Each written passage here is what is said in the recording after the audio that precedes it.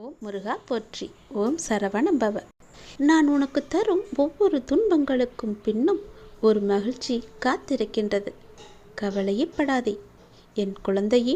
கூடிய விரைவில் உனக்கு ஒரு நல்ல செய்தியை நான் கொடுக்கப் போகின்றேன். அதனால் எந்த கவலையும் நினைத்து கண்ணீர் வடிக்காமல் நான் இருக்கிறேன் என்று தைரியமாக இரு. நான் இருக்கிறேன் உனக்காக மட்டுமே. எனக்கு மட்டும் ஏன் இப்படி நடக்கின்றது? எல்லாமே இழுபறியாகவே நடக்கின்றதே. மற்றவர்களுக்கு சுலபமாக கிடைப்பது எனக்கு மட்டும் ஏன் போராடினால்தான் கிடைக்கின்றது என சலித்து கொள்ளும் என் இனிய குழந்தைக்கு என் சிறப்பான வாக்கு இது. நீ என்னுடைய சிறப்பு குழந்தை. காலம் அறிந்து தேவையறிந்து நான் உனக்கு தருவேன். அது நீ கேட்டதை விட சிறப்பானதாக பல மடங்கு சக்தி வாய்ந்ததாக இருக்கும். நான் உனக்கு கொடுக்க போவதை நீ பெற்றுக்கொண்டால் உன்னுடைய துன்பங்கள், வியாதிகள், சுமைகள் எல்லாமே முடிவுக்கு வந்து சீக்கிரமே உனக்கு ஒரு நல்ல வழியும் பிறக்கும். உன் நிழலாக நான் இருக்கும்போது எதற்காகவும் நீ கலங்கக்கூடாது. உனக்கான நல்ல வழியை நிச்சயமாக நான் உருவாக்கி தருவேன்.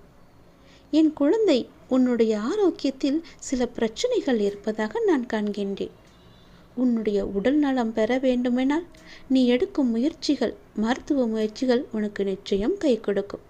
அதை நீ விட்டு விடாதே. நீயும் சில சமயம் ஆரோக்கியத்தை மறந்து கடமைகளை எத்தனை கடினமானாலும் செய்து கொண்டிருக்கின்றாய். அவ்வாறு இல்லாமல் அவ்வப்போது உடலுக்கு ஓய்வும் ஆரோக்கியத்தில் கவனமும் நீ வைத்து விட வேண்டும். உன்னுடைய உடல் விரைவில் நலம் பெறும். நான் உன் துணையாக இருக்கின்றேன். உன்னுடைய வாழ்க்கையில் நல்லதை நடக்கச் செய்வேன்.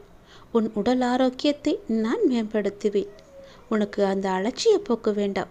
உன்னுடைய ஆரோக்கியத்தில் சில பிரச்சனைகள் இருப்பதாக எனக்கு தென்படுகிறது. உன் உடல் நலம் பெற நீ எடுக்கும் மருத்துவ முயற்சிகள் நிச்சயமாகவே கை கொடுக்கும். அதை நீ விட்டு விடாதே. யார் எது சொன்னாலும் நீ செய்யும் அந்த மருந்தை உட்கொண்டு இரு.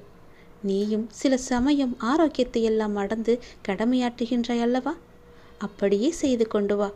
உன்னை அறியாமலேயே உன் உடல் நலம் தேறுவதை நீ காண்பாய். உன்னுடைய துன்பங்கள், வியாதிகள், சுமைகள் என எல்லாமே முடிவுக்கு வந்துவிடும். உன் அப்பா கொடுப்பதை நீ நல்லபடியாக மகிழ்ச்சியாக வாங்கி கொண்டால் மட்டுமே இது எல்லாம் உனக்கு நடக்கும். நான் சொல்வதை புரிந்து கொண்டு நான் சொல்வதுபடியே நடந்து வந்தால் உன் வாழ்க்கை சந்தோஷமாக மாறும். நீ எதை என்னிடம் வேண்டி நின்றாயோ, உன் கடன் பிரச்சனை தீர வேண்டும் என்று என்னிடம் வேண்டி அழுதாயோ, அது எல்லாமே நிவர்த்தியாக போகிறது. உன் உடல் நலிலும் கொஞ்சம் நீ அக்கறை வைத்துக்கொள். எல்லாவற்றிற்கும் நான் உனக்கு துணை இருப்பேன்.